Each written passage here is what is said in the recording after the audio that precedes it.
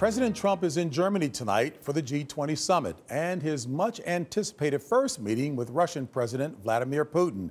But on the eve of the gathering of the leaders of 20 industrial and developing nations, there was a violent meeting on the streets of Hamburg between protesters and the police.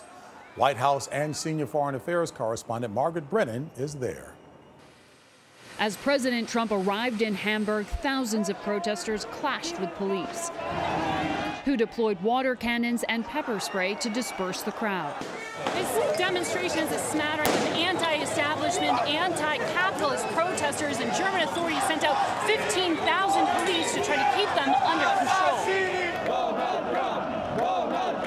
It was a sharp contrast to the friendly crowd that greeted President Trump in Warsaw earlier today. The fundamental question of our time is whether the West has the will to survive. At a memorial to a Polish uprising against the Nazis, the president committed to defending countries in the NATO alliance. We stand firmly behind Article 5. Something he'd been unwilling to say when he visited NATO headquarters in May. The president also delivered his sharpest criticism of Russia to date.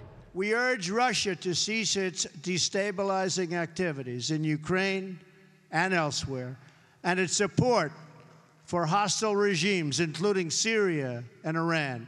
But earlier in the day, Mr. Trump suggested he's unlikely to confront Russian President Vladimir Putin about Moscow's meddling in the 2016 election. The two leaders will meet tomorrow. I think it was Russia, but I think it was probably other people and/or countries, and I see nothing wrong with that statement.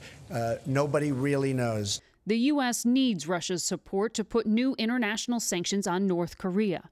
They are behaving in a very, very dangerous manner, and something will have to be done about it. In the wake of its recent missile test, Mr. Trump was asked if he's ready and willing to take military action. I don't like to talk about what I have planned, but I have some pretty severe things that we're thinking about.